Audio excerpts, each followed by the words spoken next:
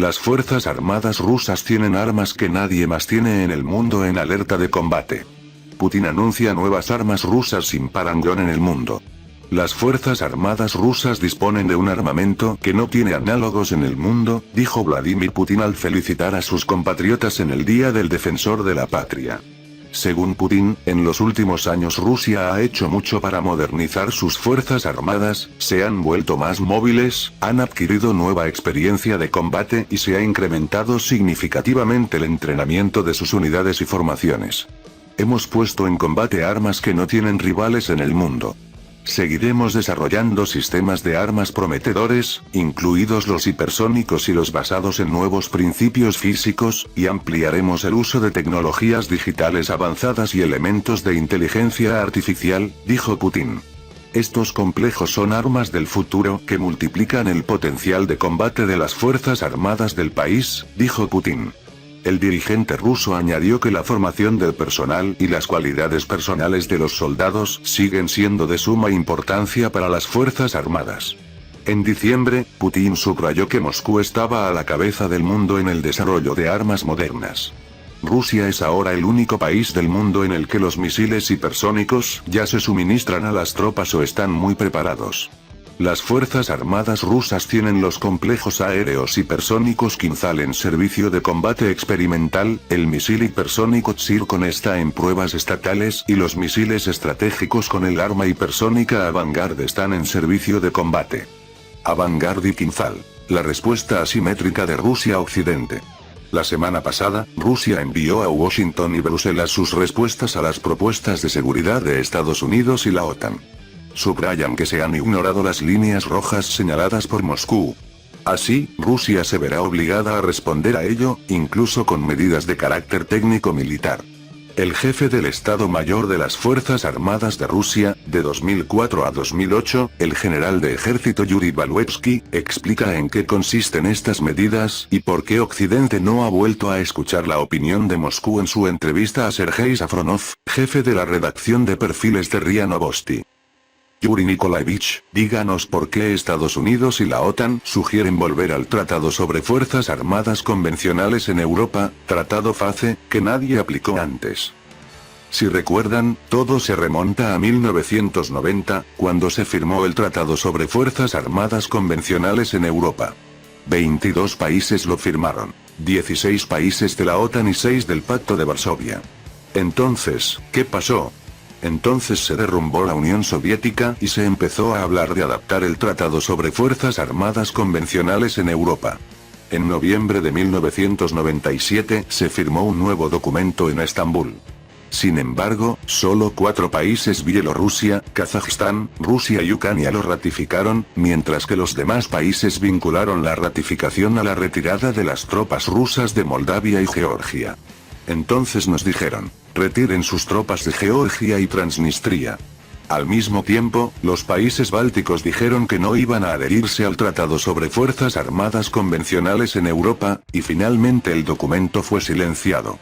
De hecho, los estados bálticos y Eslovenia, en particular, no eran parte de ese tratado, que permitía a la OTAN estacionar y aumentar el número y la composición de sus fuerzas militares en su territorio. De hecho, no funcionó desde 2007 hasta 2015, y luego se olvidó por completo. Y hoy, en 2022, los miembros de la OTAN proponen volver a ella. ¿Por qué? Solo necesitan indicar algún tipo de actividad, hacer algo. De hecho, nos han recibido que nos abstengamos de probar armas antisatélite e hipersónicas. Están dispuestos a discutirlo con nosotros, a reabrir las misiones de la OTAN y de Rusia en Moscú y Bruselas. Pero lo que, por ejemplo, es interesante. En la primera página del acta fundacional de la OTAN Rusia en 1997 se decía, la OTAN y Rusia no se consideran adversarios. Y hoy somos su enemigo número 1. Ahora necesitan más control. En realidad, han perdido las herramientas para controlar nuestras fuerzas armadas. Antes existían los tratados de cielos abiertos, el documento de Viena, el tratado sobre fuerzas armadas convencionales en Europa. De hecho, ahora no hay nada de eso. Pero vivimos en el siglo XXI, en el que se puede ver todas las jugadas desde el espacio. Y dicen, no vemos nada. Y no observamos la retirada de sus tropas de Bielorrusia. El famoso teórico militar alemán del siglo XIX Clausewitz tenía nociones como la niebla de la guerra y la penumbra de la guerra. Me parece que siguen en esta niebla y semioscuridad. ¿Mienten que no pueden ver? Las capacidades de reconocimiento basadas en el espacio pueden detectar cualquier movimiento de las tropas. Estoy seguro de que pueden ver nuestras tropas que, por ejemplo, ya han regresado a Chechenia, Dagestán y Nizhny Novgorod. Por otro lado, asumo que todas las tropas deberían volver a los cuarteles solo cuando la situación en el Donbass se calme. Hasta ahora vemos lo contrario. Por cierto, me gustó que el líder bielorruso Lukashenko dijera que en caso de que se agrave la situación en Ucrania y haya una amenaza directa para su país, no solo se desplegarán armas nucleares en el territorio de Bielorrusia, sino también superarmas. En definitiva, el Tratado sobre Fuerzas Armadas Convencionales en Europa es necesario para demostrar que están dispuestos a negociar. Sí, pero en realidad necesitan el mecanismo de control que perdieron con la retirada de todos los tratados cielos abiertos, Tratado sobre Fuerzas Armadas Convencionales en Europa. No lo necesitamos. Si aceptamos el Tratado sobre Fuerzas Armadas Convencionales en Europa, ¿se imaginan cuántos países hay? Más de 30. Tendremos que aceptar estas inspecciones durante todo el año. No queremos eso.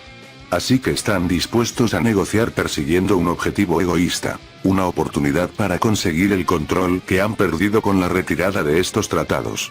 Y para cerrar esas líneas rojas que ha trazado Rusia.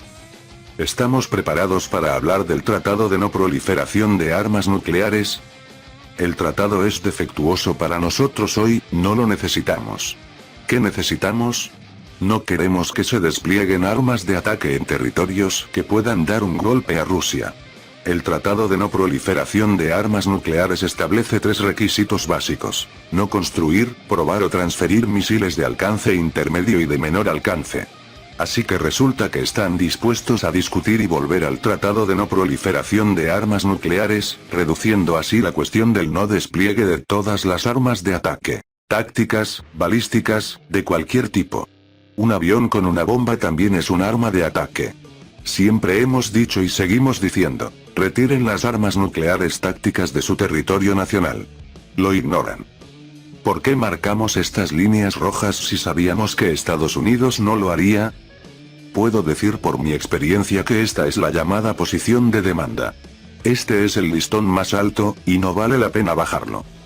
¿Por qué se han marcado hoy estas líneas rojas? Tenemos una nueva arma que ellos no tienen. Hemos sido pacientes, pero toda paciencia llega a su fin. Nosotros, entendiendo que Estados Unidos no aceptará nuestras líneas rojas, nos reservamos el derecho de pasar a medidas militares y técnicas. Rusia se verá obligada a hacerlo. ¿Qué tipo de medidas son estas?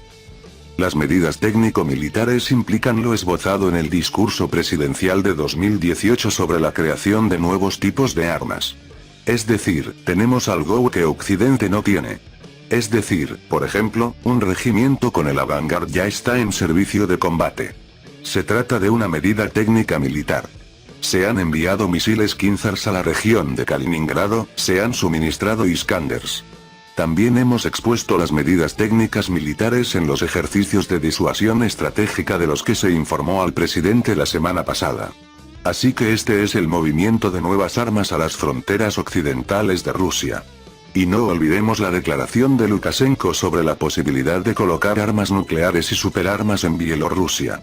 Los estadounidenses están dispuestos a discutir las pruebas de armas antisatélite e hipersónicas para hacernos frenar, para congelar su desarrollo.